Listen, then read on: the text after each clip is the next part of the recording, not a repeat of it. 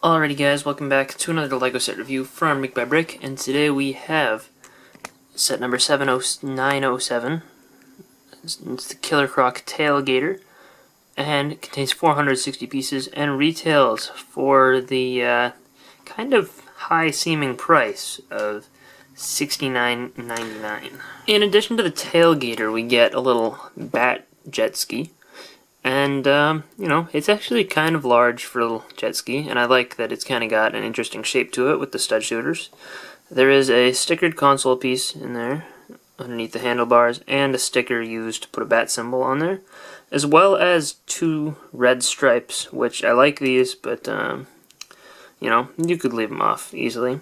I like how they use one of these click hinge pieces, or ratcheted joints as a little engine. I think that looks cool.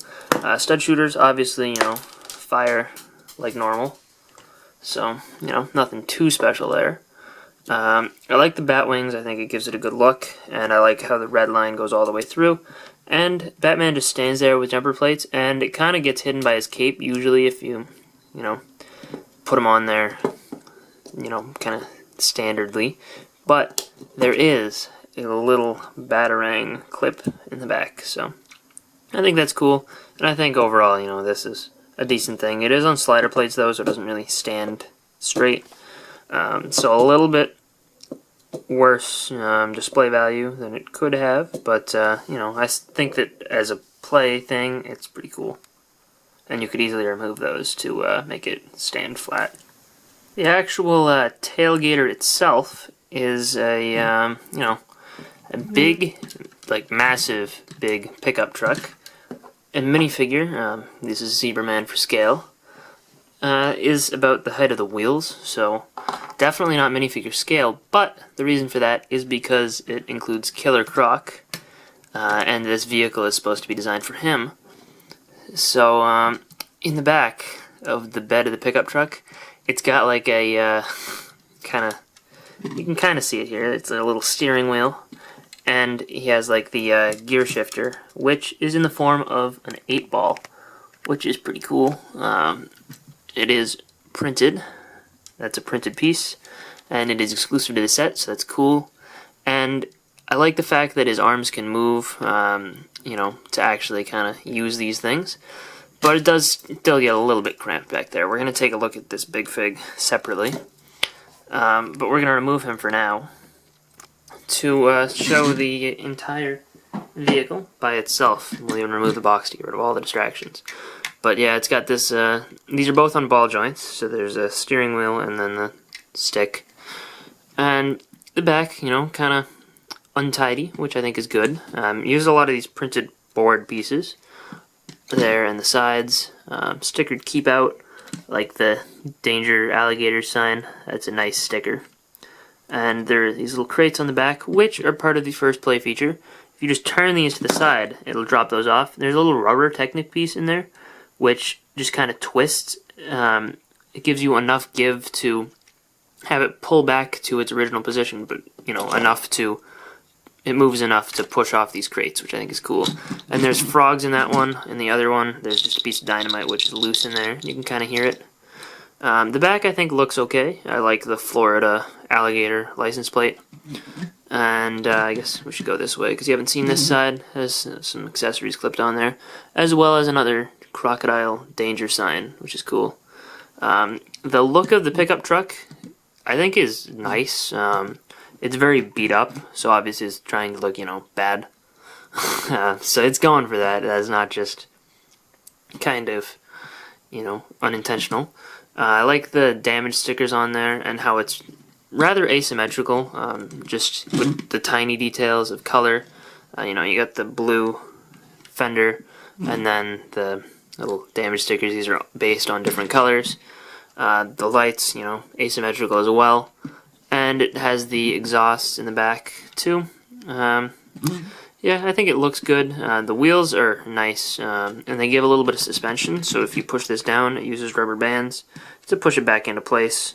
The wheels are linked, so it is a little bit harder to turn this thing side to side, but I don't think that's too much of an issue. And I like the cow skull on the front. I think that that's cool. There's a sticker under there as well. And the license plate says Me Bite, and it's Florida plate. There's these nice big lights on there. So, and the engine, obviously. Didn't mention that, but it does stand out quite a bit. And I actually also like the mirrors. I know this is kind of a subtle thing to point out, but you know, the way they build it with the jumper plates, I think it looks good. And I actually really like the way that they look from, you know, behind. I like that shape. It's a mostly open rectangle. I think that's, you know, pretty good. And inside, you just pull off the roof, and you can see there's no real detail in there, but there is enough space to fit a normal figure. However, what I like is that, you know, it's not on the driver's side, so he's basically a passenger, and Killer Croc is still driving it, you know, through the back through the back window of the cockpit. I think it's a really funny vehicle design, and yeah, I appreciate it. However, I do think that you know, it's not going to be everyone's thing, and it really does not fit Killer Croc outside of this Lego Batman movie universe. Like, it's not really his personality or anything. It's just based on the fact solely that he is big, and that's why this vehicle makes sense. So in that sense, it's a little bit more limited in usage. For example, you know, the Batmobile and Scuttler, they're kind of ridiculous, but they still fit Batman's color scheme and whole, you know, feel. And the, you know, Penguin's vehicle still fits his, you know, his design scheme or whatever, and could be used outside the Lego Batman movie. But this, I think, you know, is kind of stuck in this universe, which I don't think is a bad thing, but, you know, just keep that in mind, that, you know, it is a Lego Batman movie, Killer Croc. But, yeah, I think that is, you know, still cool. I like this. One thing I'm going to point out, it is a little bit small for, you know, what I would expect from a $70 set. To be fair, it's bigger than I thought it would be, based on just the box picture, which, you know, probably I'm just, you know, thinking differently than everyone else would. I feel like it looks like it's trying to be big on the box, but I think that this is a tad larger than expected. However, I still don't think it's, you know, a build worthy of $70, so, you know. And then we get to the Killer Croc figure, which is definitely impressive. It's completely different than all the big fig molds they've done before, because they, you know, completely add in this tail. Like, the legs are molded here. There's a mold line. It's not just printed. You can kind of see a little bit of a painting there. They missed a little section, which, you know, proves that, and it's not really noticeable, so I'm not going to complain about it. But, you know, all this detail is actually molded as well as painted on there, which I think is impressive. I like the feet there, the claws, it looks really good. It's a little bit distracting that these are all hollowed out, but obviously, you know, saves plastic, so it's a good thing. And it's not super noticeable on the back leg at all, really. But this front leg, I think it is a little distracting, and I would have preferred that they left a little bit less of it hollowed out. The tail looks really good. I really like that. Kind of reminiscent of the classic Lego alligators or crocodiles. Obviously, different color, you know. But still cool. And I like how the spikes continue all the way up the back. And here's something cool that this guy can do that most big figs can't. He can move his head up and down, which is really nice. And I believe he's the only big fig that can do that. I don't, you know, have many big figs though, so I might be wrong there. And there is some like dark green scale printing all the way around. Some nice silver on his hands, and these are actually the Rancor hands, so they have posable fingers, which is also really cool. He can, you know, grab a figure in his hand and, you know, kind of shake it around. It's, you know, staying. So I think that that's cool. More, you know, playability there. I like the chains that rattle around. You can remove them if they bother you, so I think that's also good. They're just the standard chain part. And the arms are actually kind of ratcheted. They're not just Technic pins. You can hear the click there. They're pretty hard to take off, but you can see they use the same ratcheted joint style, which is cool. I don't remember if the Rancor used that, but I would imagine probably, since it uses a bunch of other molds from the Rancor. And the head, I think, is really cool because it is a tribute to classic alligators or crocodiles from Lego. I think it might be the same mold for this part, which is impressive if it is. And there's a little space in there. You could probably make him eat like a stud. Obviously, you wouldn't eat a stud shooter bullet, but it's stuck in there, so you can feed him. And yeah, overall, this is a really detailed mold, detailed print, detailed design, really, awesome. However, that factors into the price a lot. 460 pieces, you'd expect maybe $50. This Big Fig inclusion, I feel, has increased the price of the set by $20, which is a lot for this one Big Fig. I think if you like Killer Croc as a character, then you're going to appreciate this, this Big Fig a lot.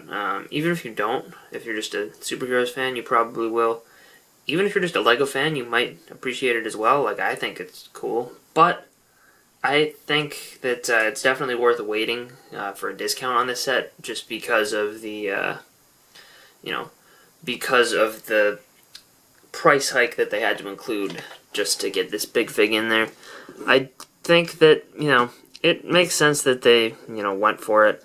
I would have preferred to see it on a smaller set. Yeah, it would have, made the price hike even more obvious, but, at least it wouldn't be, up in the top half of large sets for the movie. I still think that, it's a cool thing, but the price that comes along with it, which, is reflecting in the aftermarket prices as well. Like, he sells for like $20 to $25 already. And this set has been clearanced quite a bit. That's how I got it. So, you got to consider all this when you think about the value of the set as a whole. I think that it, as far as just what it is, it's cool, but it is a little pricey. And standard Lego Batman movie, Batman is just that. It has the utility belt, has the torso print. This is the face he has. That's cool, I like the eyes on his back expression, but probably one of my less favorite heads from the movie. Other than that, completely standard. Doesn't even come with a batarang accessory because it's built onto the, Bat-jetski. Overall, nothing special. Let's move on. Random Batman villains we've never heard of or, never would have imagined to see in Lego form, and here they are. I guess you can thank the Lego Batman movie for that, but not even considering who these characters are, there are some pretty cool figures. Like Zebra Man, I don't know anything about him, but he's wacky as anything. I love the side printing on his legs is really nice. Lines up well, which is good. It's not dual molded or anything, but it doesn't need to be for the design that they chose. And the cool thing about this is that he looks similar to what he does in the comics, so he's still usable outside. I like the zebra print arms; those are nice. The torso is good, a little bit simplistic, but it is what it is. The face is weird. I don't know what's up with that mouth expression. It makes it look strange, and the eyes just being completely blank white makes him look a little odd, but, it does look like the character, so I can't complain too much. It even has back printing underneath the mohawk, which, nice to see that mohawk piece returning in black. Tarantula is cool, a little bit less, visually just instantly, recognizable, but still does look similar. I like the arm print on there. It is on both arms. Torso print looks cool. I like the Tarantula logo. She comes with some daggers. She's the only figure to come with accessories in the set. Her face, she's got this mask. This is the diner waitress's hair, which has never been used outside of the diner waitress, and it's in a brand new color here, so that's cool. And there's the other side of her face. She doesn't look angry in this expression as much as she just looks completely bored to me. I don't know if that's just me, but she just looks bored, like she doesn't want to be here. Yeah, a little, I don't know, maybe kind of a miss, but I still I think it's kind of funny if you interpret it that way too. There is a little bit of back printing. It's a little simple though.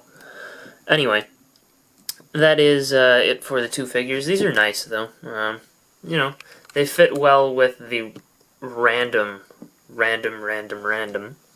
crowd of villains that is thrown into the Lego Batman movie, and I think they look cool, and I like the fact that they have appeal as the, you know, just as the characters. The other thing that I forgot to mention real quick, Tarantula is actually sometimes a hero in the comics, so, you know, might be useful for people, you know, looking for, you know, superhero minifigures and not just villains.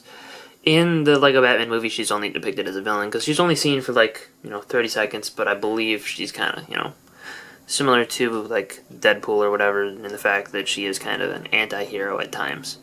Anyway, overall, this set, I think, is cool. It's got some good stuff in it, but it's very, you know, overpriced. If they brought the price down by, like, $20, it'd be a great set.